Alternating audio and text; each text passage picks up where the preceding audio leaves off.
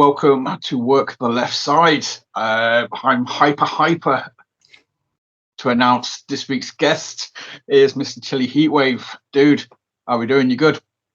I'm good, yeah. I've had a long day and the weather's been a bit chaotic, so it's nice to finally just sit down. And just chill. Yeah, well, I don't know what it's like over there. We had sun, it was nice, then we had hailstones, then we had just hard rain, and it was just like, yeah, I'm just inside, keep it cozy. Yeah. Got my hat on, got my hoodie on, I'm staying warm. So obviously, yeah, we've had this lined up for a while. I always like to try and get people arranged way ahead. So I always kind of get myself hyped up way in advance before speaking to people. And yeah, dude, obviously, you are somebody that I am generally very, very happy to be talking to, because just for your platform of work, the people you've worked with. Recently, obviously, it got turned up to 11 last weekend when I saw you at Planet. Yes. I got you doing your little sexy dance, your little turning the heat wave on. So yeah, man, since last Saturday, I've been like, yes, I get to speak to you next week. That's cool. So looking for this is well. Tell us about how was that Planet show? So that Planet show, I'm always a bit tired before we start because for me, because I'm quite good friends with Jake, the promoter, we like to meet up quite early and I'll go help him load the van and we'll get everything there and we set up. So by the time the rest of the sort of talent and people that help out turn up, me and him have put in a 4 or 5 hour graft. So we're a bit we just want to sit down for a second. But working that show, it was fun. Obviously working with Nash and music, it was very much it's going to be character, loud, which it was, but I felt like it went quite well. Everyone seemed to have quite a bit of fun. Oh, dude, it was, yeah, it was a resounding success. Everybody that I know, when I spoke to afterwards, I think that's the thing with Planet. Obviously, it's a family show. It's a fun show. You had Jay Vertigo versus Joe Wade. They were the out and out wrestling. Nathan Black, Jack Bandicoot in the main event, and then you and Jake against Nash and Music Man. That was the fun match. That was the match which every show needs, kind of thing. It's key. People were talking about that ahead of the wrestling match. Afterwards, kind of thing. So yeah, from a fan's perspective, dude, absolutely smashed it. No, of course, and I actually really enjoy wrestling. As in, for me, if I'm at training, a lot of the time I'm very just quiet, just getting on with it. I like working a technical style. I like working what I like to call a British lucha style. But as soon as I'm in the Chilli character, I feel like I have to be loud. I have to be dancing, and it's fine. It is fun. But then sometimes, so when Jay and Joe had their match, I was just stood at the back watching it, and I was like, "This is just some really good wrestling. I'm loving this." That's it. I mean, that's it was all about. I was all about we moved off earlier. Just the shows need diversity. You need to have this kind of match. You need to have this kind of match. Just because you're that kind of match on one show, it's not doesn't mean you're going to be that on every show. Next time you could turn up and just you'll be in an absolute banger of a match kind of thing. I've seen you have bangers of matches. I know they're out there. It's more than capable of doing them, dude. You're awesome in the ring. You're just a diverse character. No, of course, and one of my favorite matches I had was against Amir Jordan back in December. So I wrestled him in Blackpool, and he's a very loud, fun character, but also he's got a fantastic gas tank on him. His stamina is very good. So it was fun because it was fun being pushed in that way. So we did a lot, but while we were chatting about what we'd like to do, what we want to do, he kept being like, let's do this, let's add this on. Can you do this? If I do this, will it be okay with you? And I really enjoyed that because it was one of the matches where afterwards I was like, I'm really proud of myself for just keeping up and showing that I can do these things and still make the audience laugh. Was that Spectrum? That was Spectrum, yeah. That was that show they had in Blackpool, which was a very short notice show, but it was in true Spectrum fashion. It was chaotic but very fun. Yeah. Because I said, well, before I hit record, like I said, I was looking through videos, looking at matches and stuff like that. And I think that was like one of the top results. So yeah, check that out kind of thing. And yeah, I mean, obviously, I made Jordan, former WWE NXT UK talent. Dude, yeah, you held your own. You was on par with them every step of the way. It's definitely, you should look at that match and be very proud of it. No, definitely. And like, it's nice as well because like where I'm working a bit more with Blackheart, that's been fun because again, a lot of the character is there, but it's also nice because I can work actual matches, I can run spots, I can suggest things, and that's a very lovely locker room. And it's also a very lovely creative process they have there. They're so happy and willing to just work with the talent and just be like, here's an idea we have story wise, what can you guys do to work with this idea, and then we'll touch base again. So it's nice that we're constantly being like, what about this, what about this? That's cool. So obviously, yeah, your input is like very much valued, and it's very much like a creative effort. You're not being told what to do. They're just kind of giving you bullet points and then being like, look, we'll give you this point of the journey, we'll give you this point of the journey. How you get there, that's up to you. No, definitely. And like the last match I had there was against Sean only, and even though they were like, so at this point I hadn't lost at Blackheart, but they were like, Sean's going to go over on you. But although it's a short match, it's all about still getting that Chili character across. It's still about working that crowd, because for me, the character, it doesn't matter if I win or lose. I feel like it's irrelevant. And as I always say, as long as people are laughing, people are smiling, people are happy, I feel like, right, we've done it. We've hit what we needed. Yeah, no, definitely. And yeah, I mean, obviously a massive shout out to Blackheart. Anybody who knows Work the Left Side, anyone that follows us on socials know, every week we'll big up. There's another episode on a Thursday night. When the shows are on, I love the Blackheart roster, as you pointed out. It generally seems like a really nice locker room. There's loads of talented people there. Obviously, you mentioned Sean. I know obviously Ellis is heavily involved, who you will know for many years, I presume. So yeah, I could just imagine like when you did turn up at Blackheart, it would just be like, yeah, okay, I know you. Everybody give me a hug. Let's do this kind of thing. No, 100%. And they're the fun locker rooms, because you go in, and I'm awful for it, but like wherever I go somewhere and it's the first time, I'm a bag of nerves. Like I might not show it, but inside I'm like, oh bloody hell, like let's collect ourselves. But there it was like, oh bloody hell, it's you, and I've not seen you in ages, and come here. And it's nice because then you're like, right, all the nerves are gone, let's get down to business. That's it. Yeah, well, you can just relax then, can't you? And just do what you do, kind of thing. And it becomes fun once you get rid of the nerves. I presume it just makes it more fun and enjoyable, and yeah, the flow's there, kind of thing. So obviously, like Billy O'Keefe, J. Rowe Lewis, guys like that at Blackheart as well. They've got a load of talent that I think are going to, over the next couple of years, are just going to sort of get better and better and just become more and more on more and more shows across the country, shall we say? No, definitely. And like, what's lovely about Blackheart is it's a gorgeous venue. Guiseley Theatre is lovely, and because they run every month, it gives the talent, like you're saying, your O'Keefe's, your Gung Ho's, your Sammy Blues, your J Rose. It gives them that monthly rep to just keep being like, right, let's try this, let's see if this works. If it doesn't work, no worries. Like, we know it doesn't work. Let's keep going. And it's nice having that, not a safety net, but knowing that I've got this monthly rep coming up. So like, let's go. That's it. Well, like you said, yeah, it just gives you that sort of peace of mind, and just like, yeah, not a safety net, but it's just that from being familiar. It's that comfort of familiarity. Yeah, I say that right, but you know what I mean. That dude, you just mentioned his name there, man. If we get a Chili versus Gung Ho Motley feud at any point, I would quite happily take Chili versus Gung Ho in a best of 7 series. So the YouTube series that they do, so we film those once every 2 months usually. But I'll just say keep an eye out, because there potentially is Gung Ho Chili happening. Yes. Ah.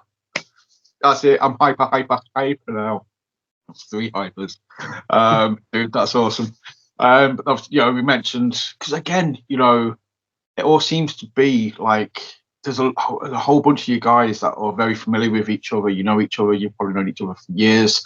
I mentioned Ellis before, and it all for me stems from like pursuit.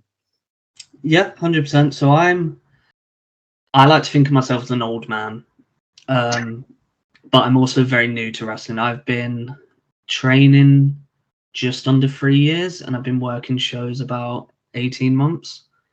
I'm 33, and I'm aware that what I do is just enjoying it. And the way I'm looking at wrestling is enjoy everything. Everything that comes my way, take it with both hands, enjoy it. The day I stop enjoying it, the day this stops being fun, is the day I stop performing, but I will always be a fan. Best way to look at it, I've had that conversation with a few people, like they sort of said, even like the enjoyment factor when it stops being fun, when you stop learning, when you lose that enthusiasm to learn something, it's all connected. That's the time to be like, okay, yeah, I'm out, kind of thing. Put my boots in the ring. See you later. No, 100%. And like, it took me years to find a decent school to train at. Like, I always wanted to be a wrestler, but a lot of my friends weren't into it.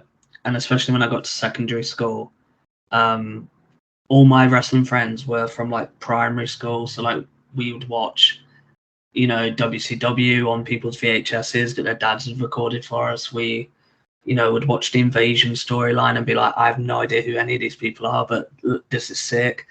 We all fell in love with Rob Van Dam together. Like, it was brilliant. And then we went to secondary school and I was like, oh, there'll be more people here. So there'll be more people that love wrestling. And everyone hated it. And it kind of took me away from it a bit, because you don't want to be that one person that's just like, oh, did anyone watch wrestling? And they're like, no, of course we didn't. So I fell out of love with it, but I always wanted to do it. And my parents were always like, no, because it's not real. So they were seeing it as like, it's a waste of time because it's not real. So my dad would be like, you can do gymnastics. My dad teaches, well, he doesn't anymore, but he used to teach martial arts. So he'd be like, come learn with me, because he was like, it's real. So his whole thing was he didn't dislike wrestling. He liked watching it, but he said, because it's not real, why would you waste your time learning it? Yeah. Whereas now he loves watching. Like, I'll send him a couple of clips now and then, and he's like, oh my god, that's brilliant. Like, he's really sort of been not accepting, but just a lot more like, oh, there is actual effort that goes into this. I think that was it. He didn't want me to waste my time. So it was finding somewhere to train, and the Cruiserweight Classic that WWE did maybe nearly 9 years ago or something. Yeah. That's what got me back into wrestling, because I was watching that, and you're watching. It was when I saw that Tajiri was in it, because obviously growing up I watched Tajiri, and I was like, no way is he still wrestling. And I watched him, and he was brilliant, and that introduced me, because in that tournament you had Kota Ibushi and you had Brian Kendrick, and I'd never watched Kendrick in WWE, so it was seeing that. And then obviously Junior as well. He was, yeah. And then who was it that really blew my mind? TJP. JP. He was fantastic. And obviously YouTube was starting to get good. This was, when videos were actually decent length and things like that. And then that's what got me into Impact, was just seeing clips where, like, because obviously there being the suggested thing. So I started watching, and, really got into people like Sami Callihan, people like Drago, when like Phoenix and Penta were coming up, and that really ticked in my head. I was like, I need to learn to wrestle. Like, time's running out, let's go. But it was just finding a school. Like, we used to have one in Leeds called Grapple. I went twice, and both times I didn't have a very good experience with the teacher at the time. And that kind of put a bit of taste in my mouth. I was like, right, well, I didn't enjoy that. That's stupid. And then my grandmother passed away a few years after that, so I went home to London for the funeral. And near where I grew up is London Lucha League. which is where Will Ospreay trained. And Greg Burridge. It's Greg Burridge, isn't it? Yes, it is. And I remember I went down and I said to my parents, like, I'm just going to go for a walk because obviously everyone's mood was just low because obviously Nana died. So I was like, I'm going to go for a walk. But in my head, I was like, I know they train on this day. So I took a pair of shorts and like a few tops in my bag. And I got there and I remember I saw Greg Burridge outside. And part of me, because I was so nervous, I was like, I'm not going in. I'll just walk past maybe. And as I was walking past, I kind of like looked in the doorway. And he just looked at me and he was like, are you coming in or not? And I was like, and he went, if you don't come in, go away. And I just went, okay. And I came in and I did my first ever fully, what I would consider a full wrestling class. And it was about 3.5 hours and it was intense. I was rubbish, but I loved it. And then COVID happened. So obviously nothing happened for ages. But then that's when Pursuit started building and starting up. And I was in the first beginner's course they ever did when they opened. And I loved it. And I've never looked back since, really. Oh, yeah. So, and that's cool, obviously, about the, because I've had the pleasure of speaking to Greg ages ago now, kind of thing, it seems like. Obviously, he's on about Lucha down in London, and he's on about like the drills that he used to do, kind of thing. Yes. But, like the Lucha drills, and it just sounds absolutely crazy. But it's kind of like a rite of passage, mate. If you just got through one class, you're just like, yeah, right, cool, let's do this kind of thing. No, 100%. And like, I think what's also helped is, because I did some things in Newcastle training as well, and the teachers there were wonderful, but a few people, not everyone, but a few people just kind of went out their way to make me feel not welcome. So again, I was like, okay, like, fair enough. But with Pursuit, it's been so just a nice, opening, welcoming, just a really nice atmosphere. Like, I think everyone kind of understands that we all start at the beginning. Like, no one comes into this business knowing everything. Yeah. So it's nice that people are very accepting to be like, if you mess something up, they're like, that's fine. Have you tried it like this? Or think about it that way, but it's in a non-patronizing way. It's in a constructive way. Exactly, man. Yeah, give me criticism, but give me constructive criticism. Don't just say it's shit. Tell me, how to make it better. That's that kind of thing. Right. Okay, that didn't work. Yeah, try this. And somewhere like Pursuit as well, you've got so many different heads. Because not everything, again, I've had the pleasure of speaking to an absolute baker's dozen of people, through Pursuit kind of thing. And everybody, they'll all sort of say, one person's way doesn't click with everyone. So you need to get different people's perspectives on stuff until you kind of find that when the penny drops.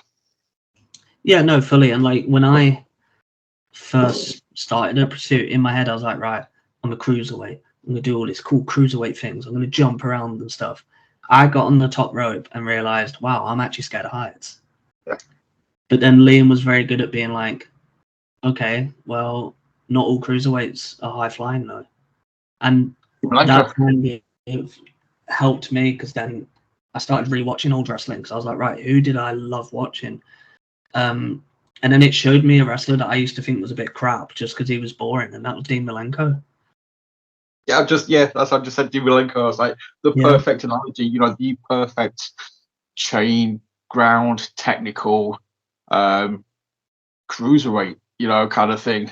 And like I said, as a kid, I was the same sort of thing. I was like, it kind of bores me. And my first experience of Malenko really was the whole James Bond from Wish when he was part of WWE kind of thing. So I was like, meh. It's not until recently when I've gone back and watched wrestling, WCW 97 with JC, that you're just like, Malenko was an absolute machine. No, fully. And like, I feel like, because what was it on? Was it on TNT? Was that the channel? Because we didn't really have it in the UK, I feel. The channel that WCW was on. Oh, TNT. Yeah, no, we didn't know. I think it was on. obviously Sky, WWE was on Sky, wasn't it? Yeah, And because I don't know where people got WCW from. I think it was TNT, but it was a Sky channel kind of thing. Yeah, because I only got to watch a few of them because my best friend in primary school, who got me into wrestling, Matt, his dad he had like a dodgy cable box that you could like scan for channels, but he would, Cable. yeah, and because he was a milkman, he would always be too tired to watch wrestling when it was on, so he taped everything. So like he would tape WCW, he would tape WWAF. He also had a few like All Japan tapes, but we never watched them just because we didn't really understand or appreciate it. So we'd pull it in and be like, I don't know what they're saying, so I don't want to watch it. But if it wasn't for Matt, I probably wouldn't have ever actually got into wrestling because he was the first person to be like, sit down and watch this. And I was like, whoa. That moment would be just like, yeah, man, Malenko, like you sort of said, not every cruiserweight has to go to the top rope. You get up there, you're like, no, it's not for me. We'll work on the ground game. We'll do some submission, we'll do some chain wrestling. I mean, as well, obviously, Liam's kind of smashing it with the whole pure style. It makes you stand out. You work that style and mix a little bit of lucha in there, dude. That's the Chili trademark. No, of course, and like the way that's why I like to call it British lucha because it's not that high flying lucha, but like it doesn't mean I'm slow. So like when I do run spots, there's this element of speed in it. I'm happy going fast, and there's an element of technical in it. But the way I like to think of it is every spot has to end either with someone laughing or with me getting my arse shown to me, because I feel like that's the Chili vibe. Like do something cool, people are like, oh right, that was weird. And then it ends with people laughing, and that's what I like to aim for.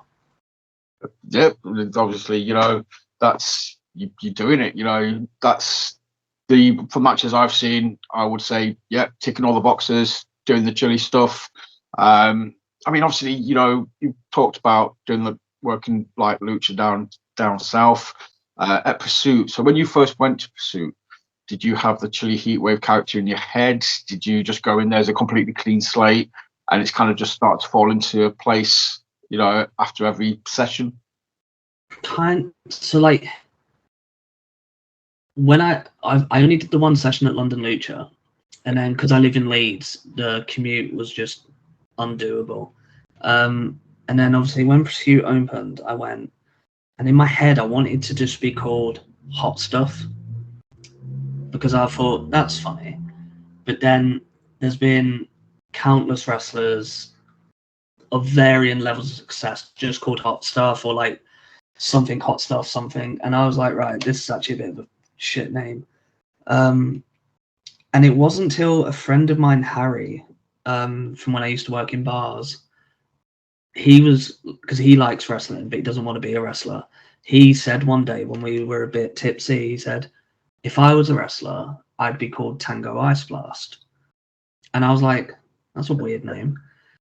And then I kept thinking about it, and I was like, well, if I was a food item, what would I be? And originally I was going to be like Tangy Cheese, but I was like, that's a fucking horrible name. Like, no one wants to be called Tangy Cheese. And then I was like, well, I love Doritos. And I was eating a pack, and I was like, well, what flavor are these? And they were just Chili Heatwave. Yeah. And I was like, right, that's me then. I'll be Chili Heatwave. And yeah, it's stuck. Dude, it just works, man. It works on every level. That's the thing. It's just after you get that initial pop where people realise and they're like, that's quality. I like it. But obviously, the gingerness helps with the heat wave. The flames. It's kind of like looking hot. No, definitely, and I feel like the more I got into back into wrestling, so after the Cruiserweight Classic and then watching Impact, I sort of found my favorite wrestlers, and one of them was Jushin Thunder Liger. I loved everything about him, the style, the way he worked, and then the other one was Curry Man. Yeah, and I don't know why, but just everything about him. Like, I know obviously it was Christopher Daniels, but I was like, oh my god, this is everything. Like, this is a bonkers character that should just be stupid, with great wrestling, and he dances. Yeah, I was like, what more do I need? And in all honesty, I kind of see chili as like a homage to Curry Man, but obviously a different flavor. Of course, yeah. It's still starting with the C. It's still hot stuff, and you can still strut a move. So you're ticking the important boxes. Curry Man, what's an absolute, absolutely love. Yeah, like I say, I was always a massive mark for Christopher Daniels anyway. And then I didn't realise at first who it was. But I love Curry Man as well, and it just made him even cooler when I actually realised. I think one time the shirt was open and I just clocked the tattoo on his chest, and I was like, "Oh, it's Christopher Daniels." Oh, that's even cooler. But like I said, a lot of these guys, Liger as well, obviously, the dude's a legend kind of thing. So if you've got to draw inspiration or you've got to look at anybody's work ethic, there's not many more that better to look at than Liger. So that's another thing as well. Then are you able to watch stuff still as a fan, or do you find yourself just kind of getting drawn into it and be like, right, that's a chilly moment, that could be a chilly moment? Can you sort of just switch off? Yes and no. So if I'm watching, so like, because it could be any kind of match, and I'll be watching it, and say if there's like even just like a little transition from like one hold to another, if I think like, oh, that was really cool, I like to sort of rewind it and then just record it, just so even if I never use it, just so next time I'm at training, I can go, can I just give this a go? And if it feels clunky, I'm like, okay, maybe don't use it. Or if it feels nice, I'm like, okay, well, that's another one in the bank, like that one day I might need to use or not. But a lot of the time when I do watch wrestling, I am just watching it as a fan. Like I'm sat there, cup of tea, like just watching it. It's only if something really cool happens or something like that piques my interest that I suddenly switch into work mode. But a lot of the time, I'm just so happy to watch wrestling. Yeah, that's awesome, because that's always good. I kind of I think it could be a thin line, when you're speaking to people, you're doing it, you're training, you're doing this, that, and the other. It could be quite easy to kind of burn out that enthusiasm of watching it, kind of thing, when you're so heavily involved in doing it as well, kind of thing. I think that's kind of key, because that's what keeps the fire burning. No pun intended. As long as you still enjoy it, as long as you still enjoy watching it, it's still going to be fun to do it. When you stop enjoying watching it and it starts to feel like a job, like we said earlier, that's when the kind of fun goes away. Yeah, of course. And like, there's nothing I like more as well than watching, my friends that wrestle. Like, because it's good wrestling, but also it's so wholesome and lovely just seeing people that, you like enjoying themselves and being successful. It's lovely. And I'm always happy to be a cheerleader for people, like, because it's British wrestling. Like, we're in such a great boom period. Let's just big each other up. Like, case in point, last September I went to that CMLL show in Manchester, and I was stoked. I was like, oh my god, like some of Mexico's best are here. It's going to be a brilliant night. And Kid Lycos too. He trains all the time at PPW. He's helped show me things. He's a great head on his shoulders for how young he is. And he was working a 6-man tag. And, he's doing his usual, being a heel, being a knobhead, like wind up the crowd. And then he just sees me in the crowd and he's like, "Way, Chili!" And I was like, it was just lovely just interacting for that brief second. And then he's got to go get his head like torn off with some horrible lariat. But it was just so nice just in that moment, just seeing him do his thing, but to such a big crowd. And it was like, this is brilliant. That's it. I mean, obviously, I didn't even really acknowledge when we talked about Pursuit earlier. But yeah, again, the amount of people I've spoken to, it just seems, like everybody is like so supportive. Everybody's just got everybody's back. Everybody understands that they're only going to get better by other people getting better, by standing on somebody else's shoulders for them to then stand on theirs. It's just everybody gets better through everybody else, bigging everybody up, kind of thing. And it just seems like this whole very supportive family unit, which you've just confirmed by saying what you just said, kind of thing. No, definitely, and that's it. They've just built a wonderful family environment. but it's just come across so organically. So yeah, nothing feels forced. Everything is just we're all here to learn. Let's all just crack on. Like, let's support each other's successes and let's help each other when we're down. Let's just keep building each other up.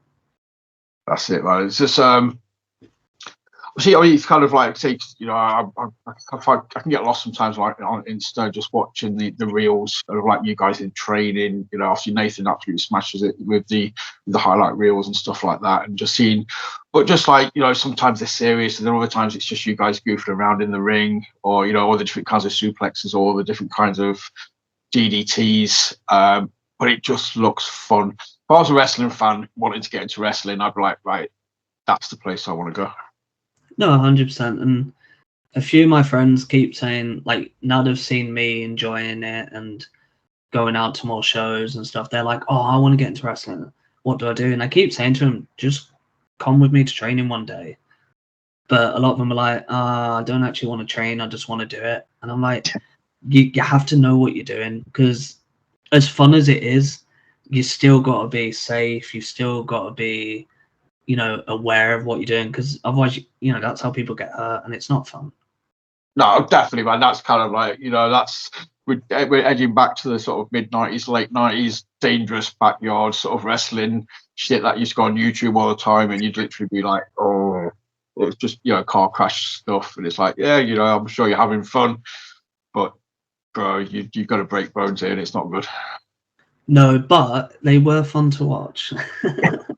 Exactly. Oh yeah, exactly. Yeah, on the outside, it's just car crash TV. Although, I mean, I'm just bigging up Pursuit, but outside of Pursuit, obviously, I spoke to Gunnar Rig recently, and he gave you a shout out. You know, everybody loves chili. You know, whether it's in Pursuit, outside of Pursuit, anybody that's had the pleasure of meeting you, dude. You know, definitely, I think there's a chili appreciation. No, and that's lovely, because so I like to go to seminars. I like to go to other places. I like to always, as much as I'm a Pursuit boy, I'm also happy to learn from other people. And to break kayfabe a little bit, my seminar best bud is Kemper. So me and him love, you know, jumping in the car, going to seminars, going to other places, just picking brains and just seeing like, okay, that was cool, or oh, they do that slightly different. Let me see if that works for me. And also it's just, sometimes it's nice just to see how other places are doing things. And whenever we've been to Newcastle, Gunnar has always been a fantastically kind person, a very welcoming person. Zio Knox is another one that's very, very lovely despite the character. Benji as well. Benji is, I worked my first ever show working against Benji, and he was very good at just keeping me calm and this is what we're going to do. And like, because obviously it's your first proper show, so you're like, but he's always been wonderful. And even to this day, he's still a wonderful person that I've met within this industry. But yeah, I like how 99% of people I've met have been nothing but really nice. And because if you're horrible to someone in the changing room, what's that getting you? Because the fans don't see it, so it's not like you can have clout. And all that happens is people are like, I don't want to work with him. Gets your reputation, doesn't it? Yes, and not a good one. No, exactly. That's the thing earlier. I mean, obviously, you know, I was big up Pursuit, but it's not just Pursuit. You know, it just seems British wrestling as a whole over the last couple of years has just been a lot more positive, a lot more. You know, I've spoken to guys from Future Shock, I've spoken to guys from House of Pain. Obviously, I've spoken to a shed load of guys from the Northeast as well, and everybody's really just bigging everybody up, kind of thing. And you know, like I said, it's not unknown to go to different schools. I mean, Future Shock and Pursuit have traded coaches, and I know some of the House of Pain guys venture out in other places. As you said, it's just to see how other people do it, and see, like I say, what sticks, what doesn't stick, and then if they can take that back, then you know maybe it's just like a whole ripple effect of knowledge. No, of course, and like I'm thankful and grateful for everyone that I've been able to pick the brain of, like, and I've had a wide range of people to learn from. Like Nigel McGuinness was a good one. Eric Young was good. Dan Maloney was fantastic, just being a bit more not stiff, but just being more believable. Do you know what I mean? Just work so like the audience could be like, oh bloody hell, like, you know, it got me there, but still being safe, still being, you know, good in the ring, like, because there's no point hurting anyone. Like some of the best people I've worked that, looking back, I'm like, bloody hell, did they take my head off? It was like working a pillow. They barely, but they know how to make it work, and it's those people I'm always trying to pick the brain of, because as funny as the Chili character is, if I hit, you know, even just like a clothesline on you, I want it looking as crisp as possible. Want it to be legit. Yeah. That's it. And yeah, that's like the most important sort of thing, is like, especially with the character, you know, like Chili, where, you know, yeah, you want to make people smile, you know, you want it to be fun. But, you know, the dude still got to kick ass. The dude still is going into a match wanting to win a match. You know, you still got to have that belief that, you know, yeah, he's a fun guy, but you don't mess with Chili, man. He will beat you up. Yeah. No, and it's got to definitely. look that way. You know, you've got to make it look like, yeah, everything counts, everything matters. No, of course, and especially when I'm working a promotion for the first time, it's all well, like you say, it's all well and good me making the crowd laugh and getting them on my side, but I also want them to be like, whoa, I like watching this guy in the ring. That's it. And it's just, I said, the whole, I think, yeah, the Northeast style Gunner is a big guy. I mean, he kind of knows how to make things look strong, look good. Kemper as well. You know, obviously, again, if you follow me on socials, you know, I often I'll big Kemper up. I think dudes, you know, like the next big thing in British wrestling. You know, I want to see him everywhere, kind of thing. But you know, I would like to see Chili in Win wrestling in Newcastle. I think that'd be an awesome spot for. I think Win has got a Chili size hole in it. Yeah, so I worked Win at their Rumble back in January. The next show's got a Chili size. That's what I mean. Yeah, sorry. Yeah. But so the thing with Win is they've built such an amazing product in such a short amount of time. They're getting mad big numbers through that door. They're getting great talent in, and I feel like it's one of them promotions where there's so many things I'm sure they want to do, but there's only so many spaces on that card, and with the crowds they're getting in, it is family focused. You can't submit a family crowd to a 10 match card. The attention span, no, it could be the best stuff ever, the attention span just is not there. So what they're doing really well is working the crowd, but also making sure they want to come back. Yeah. Oh no, definitely. Like I've just, and again, you know, I think just talking about Win is, like you said, they've achieved so much in such a short period of time, and for the location as well, that speaks volumes. You know, they're not short of options in Newcastle for good wrestling. No, so you know, it's not like they're going there because they've got nothing else to do. So for Win to be doing this, yeah, I know what you're saying, but as a fan, you know, I'll fantasy book promotions left, right, and centre. But I know common sense wise, there's only so much talent, there's only so many slots. It still doesn't stop me from shooting my mouth off or putting on Twitter, I think this person should be on this show. Hey, shoot away. I'm happy for it. I'll keep plugging it. I'm like, yeah. Like I said, you know, we sponsor True Grit, and as far as I'm concerned, if I see a True Grit show and Kev is not on it, I'm just like, no. Yeah. Every show. I'm excited because I'm on the True Grit show in May, and I live 10-minute walk from Left Bank. So it's part of me is stoked to have a show where I can get home at a nice time. Dude, you could just get changed at home, just walk across 10 minutes, just put a long coat on, cover up the ring gear, get there. I look a bit seedy. I don't know, mate. Yeah, no, you'll probably might get stopped and be like, well, no, mate, no. Chili scandal. But yeah, I was going to mention that because obviously they released a poster a couple of days ago for Thursday Night Showdown. Yeah, so straight away I clocked you top right hand corner. I was like, yes, Chili's on the poster. I'm good because it's a Thursday and I can't go. But yeah, you and Kirby were the first two things that sort of popped off the poster for me. Yeah, no, I'm excited to see Kirby work. I don't think I've ever seen a bad Kirby match. Oh.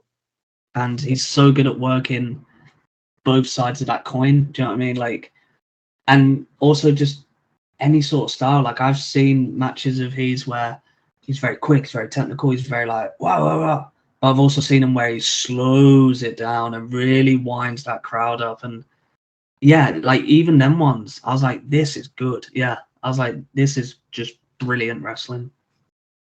Yeah, man, Kirby for me is like in the top 5 of talent this country's, produced kind of thing ever. And again, I don't know what the matches are. I don't know if it's come out or anything, but yeah, I think a Chili Kirby match would be boss for me. And dude, pick his brain. I'd hate to say it, mate, but I'd like to see Chili on the receiving end of a Zoidberg elbow.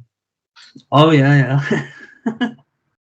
I'll take it, and then I'll do my little spinneroonie head nip out. Kicked out at one. Oh, devastating. But yeah, so as you said, man, True Grit, Thursday night wrestling. Obviously, yeah, dude, that's good. You've worked True Grit before, though, haven't you? Like a while back. No. Was it your debut? I thought you had. Yeah. So I've only really about 18 months actually been working shows. Of course, yeah. Sorry, mate. I just I'm looking at stuff. I thought you'd been involved in the. Because I know they did a load of recordings last year at Pursuit, kind of thing. For when no, so I'm in the crowd for them, and then Leon Slater very kindly at one point jumps me, which was fun. There you go. See, I know I'd seen you on True Grit at some point, but as my fault, it was outside of the ring. So yeah, well, hopefully, fingers crossed. It's nothing but an amazing experience. Everybody speaks very highly of True Grit. Again, it's going to be one of those locker rooms where you just walk into and you just like, everyone. Yeah, I think at least half the people there I've either worked on a show with or I've met in other capacities. So it'll be a lovely, familiar environment. That's it. So, well, fingers crossed. As soon as they announce the match, I'll get it hyped up. She's got Planet Wrestle coming up next month. Yes. They haven't announced anything yet. Can you say whether you're on the next Planet show or not? I am on the next Planet show. The stars haven't aligned to tell me my match yet, but I have a few ideas in mind who it might be. Nice, awesome. So obviously we've got True Grit, we've got Planet, we've had Spectrum. I've got mentioned Blackheart, the Rumble for Win. Any promotions that are kind of, have you got a list? Have you got like a checklist of ones that you want to tick off? Don't want to put you on the spot here. I don't want you to be like, right, if you mention this promotion, but not these promotions kind of thing. Was there any that kind of spring to mind that you like what they're doing, or there's people working there that you think I could have a banger with that guy?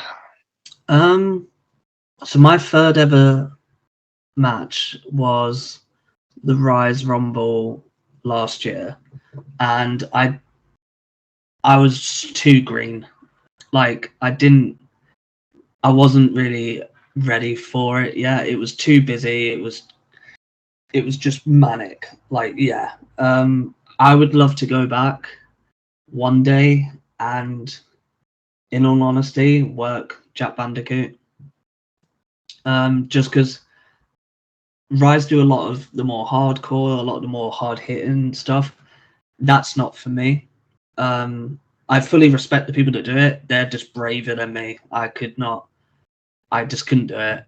Whereas I feel like with Bandy, we're both very similar size. There's no real like, do you know what I mean? Like no one's going like, oh, he's a giant compared to him.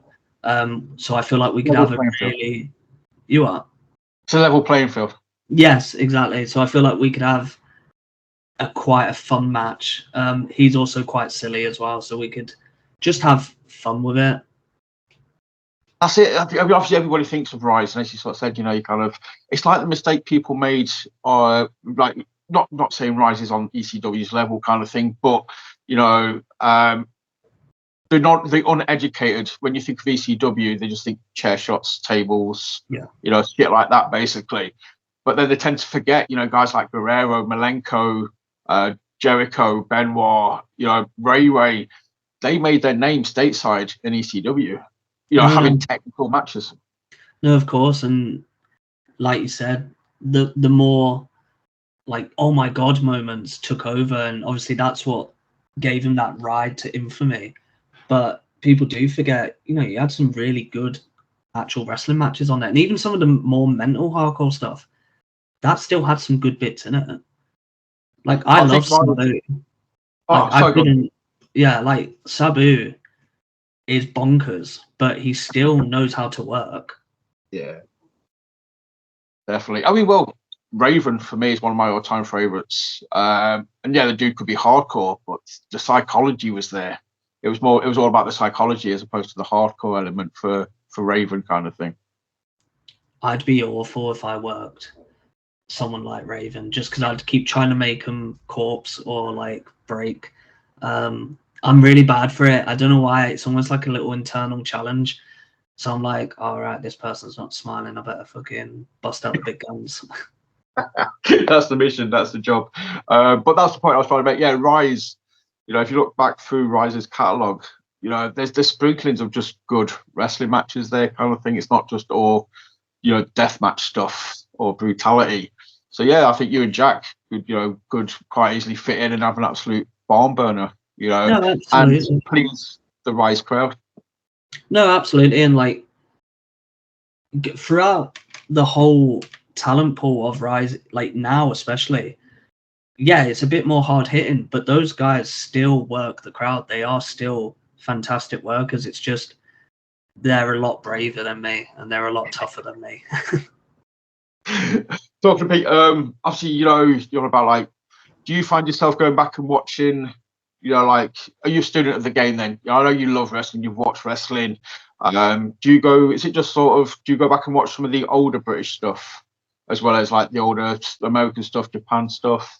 Not as much, I would say. Sometimes Liam will send me bits, or we'll be at training and he'll just have it on the telly. So like some old World of Sport stuff, we like to watch that to like just pick apart some of the transitions and the way guys flowed back then. But in terms of like early noughties kind of stuff, I can't say I've watched a dreadful amount of it. The reason I mentioned it is because, like, your mission there, is to make the person smile. It's like it's a challenge kind of thing. It just very much reminded me straight away as soon as you said that. Just reminded me of Madman Manson. Oh, okay. I just don't think I ever got through a match, watching one of his matches where, like, the opponent just at some point just didn't break or just wasn't in the corner with his head on the ropes and shoulders going kind of thing. Yeah. And it's just like, it seems very much fit of the same sort of mold. It's like, right, I'm going to break it. I'm at least going to make you laugh, or smile once. Yeah, I think Joe Wade's a target for a lot of my ribbon. We worked a freeway in December for Planet, and it was me, Ellis, and him, and the whole time I was just doing everything I could. And then the one time I saw him hide his face, I was like, I've got him. Shoulders going. That's it. He's a goth man. You can't be making goths laugh. It just ruins the whole sense of disbelief. Obviously, making Joe Wade laugh, dude. You can manage that. That's awesome. I loved. Again, he's another guy that I will hype up to the moon. But just make him a little bit more human. Make him smile. Make him laugh. That's always a good thing. Yeah, and the way I like to see it as well, like if I make him break, then I know he's gonna be a bit more hard hitting, which means it kind of helps me get in the zone a bit as well. I'm like, right, let's go. Like I'm trying to make you laugh because it's funny for me, but I'm also trying to be like, let's go. Do you know what I mean? Like you and me now. That makes perfect sense. So yeah, it's like, a psychological mind game. It's like, dude, I'm inside your head. I'm making you laugh, which then in return pisses them off. makes them fight harder. So you have to up your game. And then, those kicks though, dude, it's a thin line between pissing somebody off that much to get the psychological upper hand to doing it so much that your head's just getting kicked. Oh yeah, he's got a great set of legs on him, and they're vicious. Yes, and them knee strikes. Mentioned obviously, going up north. Mentioned Gunnar Rig earlier. Obviously talked about being up north. Obviously, we're both. I live in Leeds. You live in Leeds. Like Leeds Wrestling, I think obviously operates more out of Newcastle now. But Rampage, we kind of spoke about him off camera. He's always a Leeds boy for me. Can't think about wrestling in Leeds without thinking about Rampage. Obviously, I'm presuming you've had a few classes with Rampage. Yeah, so me and Kemper went up a few times because I think he's just outside Durham these days. And again, that's a wonderful group of people. You've got Gunnar there, you've got Keg Stacker, he's sound. Zio and Benji pop down. The Kodak lad, he's there. And also just other people from Yorkshire, like Sebastian Mercer's usually up there. He's another lovely person. He's a fun person to watch as well because he's in the sort of the vein of Joe Wade where it's not the same character, but the style is very vicious. Yeah. And it's fun to watch. It's fun to just sit there and be like, oh, I'm glad that's not me in the ring. Obviously, Blackheart, in other promotions, but if you want to get a feel of it, a lot of people that we're talking about, Blackheart's the one-stop shop to see some of these guys. But yeah, I think obviously when I spoke to Kemper previously, he was on about going to a Rampage seminar. I think it was like a 3 or 4 day job thing, and it was saying like on the 5th day they was just like, just no, it's just too much. It's just he literally pushed everyone to be. Obviously, Rampage works at a high level, and I think he kind of tried to push everybody up to that level. Yeah, so I was actually meant to go to that. This is before I knew Campus, before Pursuit was a thing, and the reason I didn't go was because I didn't realize it was consecutive days. I thought it was like a day a week for 5 weeks, and I was like, I can't really justify the time off work, and I was working nights at the time, so it'd be like go there, get knackered, work, go there, be knackered. And also I didn't know how to wrestle then, so I was just still nervous, like what if I get there and he's like, you're crap. There's a door. Yeah, no. Yeah, no, like I say, but no, obviously, you've been up more recently, you've managed to pick the brain. Again, it's the kind of guy that I can just imagine where you just go there and you just turn, sponge mode on and you just try and absorb as much stuff as possible. Yeah, 100%.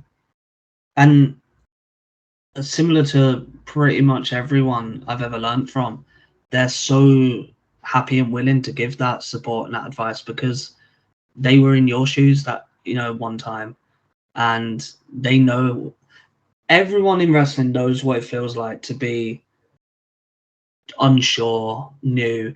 So it's nice to have someone just be like, yeah, it sound well, let's try it this way. It might work, it might not. We don't know until we try. Yeah, no, exactly. Obviously, we talked about the Chili character, being fun. The name or the aim is to have fun, make somebody smile. It's got to be a dark side there, man. Are we going to get a fiery Chili Heatwave, it just burns? And I just want to see a nasty Chili, man, at some point. Yes and no. So ooh. I don't do a lot of the house shows at PBW just because I very rarely have Sundays free, and they usually fall on a Sunday. Now and then when I'll get to them, I've tried different things. We've tried this whole Healy, Chili kind of evil vibe, but people keep laughing. And then I try and get more angry, and then people are like, this is even funnier. So I think, unfortunately, no, I struggle with it. Or, to be fair, I could do it and just ignore the laughter, but I think I take a lot of pride in making people smile, and I can do it as a knobhead, but I feel like the Chili character is just too naturally kind of funny to work with. That's the thing, right? You know, as much as I'm saying that, you know, I'm liking it. You know, sometimes it's just some people are just too damn likable. You know, some people aren't going to work as a heel. I think it's the unknown that's kind of like, oh, that'd be really cool. But then you think about it, it's like, no, you know what? Not everybody has to be a good guy or a bad guy at different promotions. You know, like Tito Santana. You know, oh, sorry, Ricky Steamboat. Dude was a face his whole career. There's nothing wrong with that. Oh yeah, I couldn't imagine him hurting a fly. Nah. Do you know what I mean? Like, he's just too likable. There we go. And so that's my comparison. We've got Chili Heatwave, Ricky Steamboat, just two of the nicest guys in wrestling that will never be a heel. Although I would say I do a lot more hip thrusting than Steamboat. I don't think I ever saw him thrust a single hip. He threw a few hip tosses, but yeah, no hip thrusting. But dude, that's obviously, yeah, you know, talk to win. I said, man, working Rise, that would be awesome. I just think, obviously, where you're based, you've got a really good radius for shows, for promotions, especially in Leeds. I think we've got probably 6 or 7 very good promotions on your doorstep. Yeah. And obviously you've got Pursuit in Sheffield. Win is a bit further. I know Newcastle's a pain in the arse to get to, so you know those shows would always be, you know, you have to take the effort to get up there, kind of thing. But what about going over to the other side of the hills? You know, can we see Chile conquering Lancashire? I'd love to give it a go. The few times I've hit Future Shock for training, it's always been a wonderful experience. Again, very similar vibes to Pursuit. It's a lovely setup. Sam Bailey is a great coach.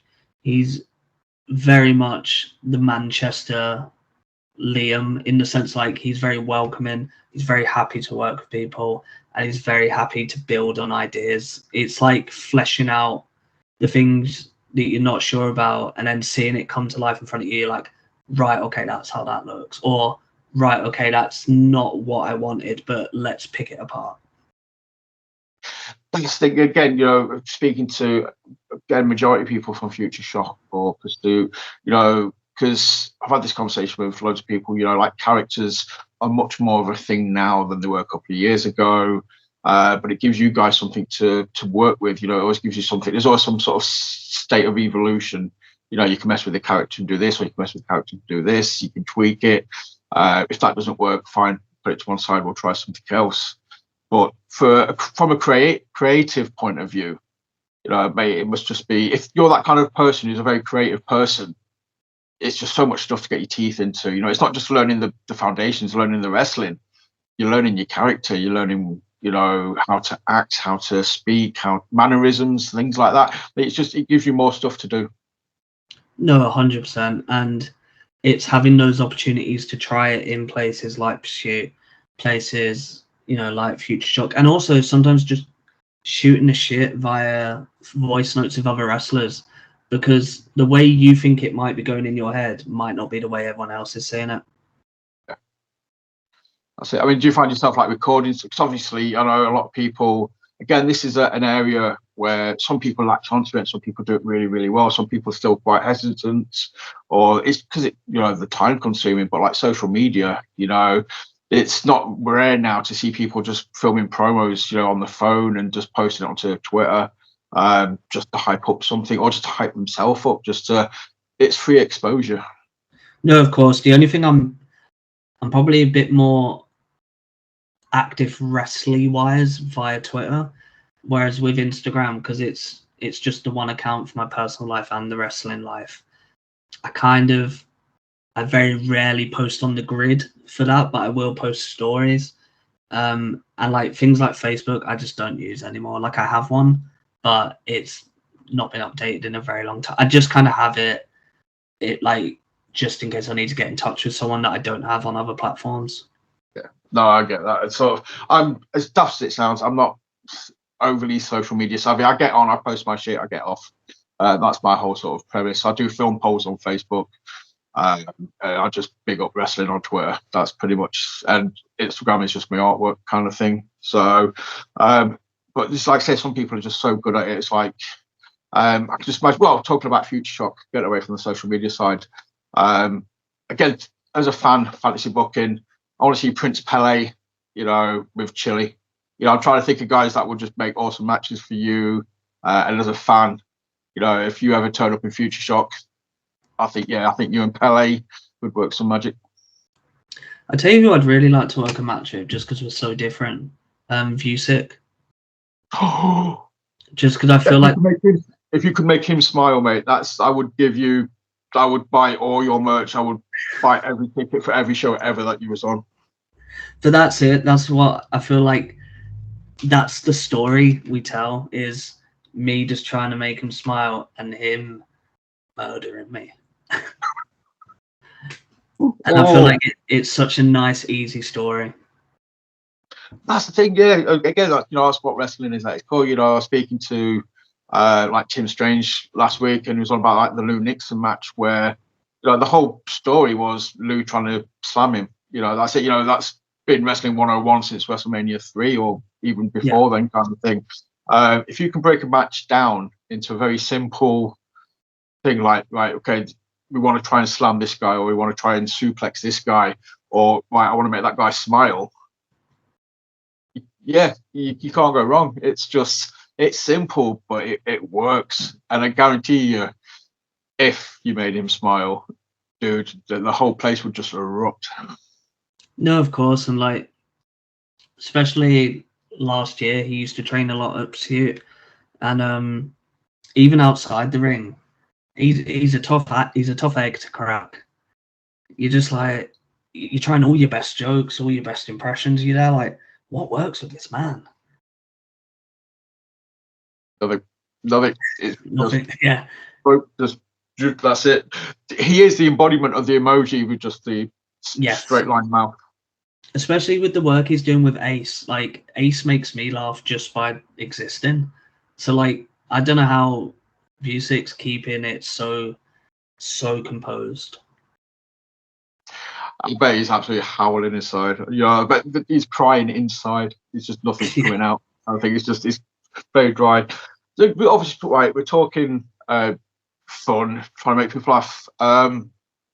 So comedy, I'm going to take it away from wrestling for a minute. I even end up talking about horror films or music or comic books with people. I'm going to talk comedy with yourself. Okay. Inspirations, what do you find funny then? Is there anything you pull inspiration from to sort of be like, I could use that and make somebody laugh, or I could make somebody smile? If I use bits of this, like, is it old school Monty Python? Is it South Park? Is it, Fawlty Towers? Is it the Evans? Is it, I don't know, Billy Connolly? What's your jam? It's the stuff I use to inspire the mannerisms and the sort of way I act in the ring is Rik Mayall from Bottom. Yes. So we're from the same town, and the town I'm from isn't really known for much except for like him and a few murders that happened, I guess. But watching him growing up, I used to watch my dad's VHSs when he'd go to bed, and I just loved everything about him. He just was. Even if he wouldn't say anything, just his facials, his mannerisms, his body, it's funny and it's good, and that's what I loved. That's what really got me into comedy. I also love really dry acts like Stuart Lee. I really like Stuart Lee stuff. I love early Eddie Murphy when he's almost, let's say, just cocaine Murphy, where it's chaos and it's erratic, but you're like, what on earth is going on here?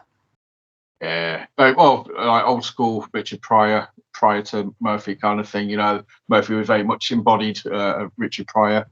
Yeah, Rik Mayall, dude, that was. Mate, I just love you even more right now because again, I'm off that age where I grew up. From the younger ones to Bottom to Drop Dead Fred's, anything Mayall.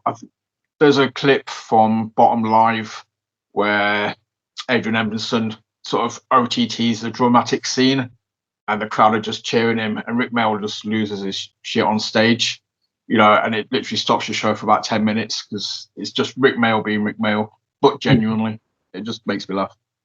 No, that's it. And like, because I started with bottom and then I sort of worked backwards to like young ones. But I loved that because then it meant I was seeing two people I really enjoyed watching, but as slightly different characters. And then I used to love watching Guest House Parody. So me and my brothers used to watch that all the time. My parents would go out the house and we'd just be fucking creasing. It's awesome. Yeah, it's just a great sort of, yeah, if you're gonna tap anybody up for humor, yeah, you can't go much wrong with just watching a load of Rik Mayall stuff and just, let's say, picking up on the mannerisms, the hip thrusts. That's, now you've said it, I'm like, yeah, there we go. I can kind of see, that Rik Mayall all over that now. Yeah, like, you know what I mean? He'd be pulling up his horrible underpants and he'd be like, because that's why I do them the way I do them, because it's not meant to be. When I first started doing it, I was worried, like, I don't want it to be sexy. I don't want it to be sexual. I want it to be like, what the fuck is this guy doing? I want it to be funny. And I feel like, thankfully, people are realizing, like, it's not suggestive, it's not sensual, it is just comedy, and that's what I want it to be. That's it, man. And it's a thin line, and it could have gone horribly wrong. But dude, absolutely nailed it, smashed it. It's just pure comedy gold, and like you say, it's making people laugh, it's making people smile. It's well, hopefully at some point, see if it makes music smile. That's it. that dude, now that's out there, man. That's in the atmosphere. That's gonna be. There's so many things after speaking to people where I try and make them a mission now on Twitter. I'm going to be like, right, I've got to bombard at promotions left, right, and centre for the next month, and just be like, book Chilli music, book Chilli music. I don't want anything else in my life. I just want that match now. Get it at Tidal. That's it. Music Chilli Tidal. There we go, dude. Right, well, I'm trying to get. I think Tidal are going to get sick of me because I'm trying to get Hack and Slash booked at Tidal. Now I'm going to try and get Chilli versus music at Tidal. I'm just going to be like, right, come on, put me on the book. Let me Kevin Nash this shit and put me on the booking committee. Dude, I've just clocked the time though. We've gone over the hour mark. Just, mate, honestly, thank you so much for talking to me. It's been a pleasure. It's been fun. No, definitely. It's been a lovely experience. Thank you. Not a problem. Do you want to plug the Chilli X or Twitter, whatever you want to call it? So on X, I believe it's Chilli Heatwave 6 because the other 5 options were taken. And then on Instagram, it's just my first name, so it's Louis Anton, all one word. Obviously, on the Insta highlight reels, like you sort of say, you just post stuff of shows that you've been on and things like that, so people can kind of see what you're doing. They're in. No, yeah, I like to keep them short and snappy, so people who may not have seen me are like, "Oh, that looks cool. I might want to go watch them." There you go. Always leave them wanting more. So.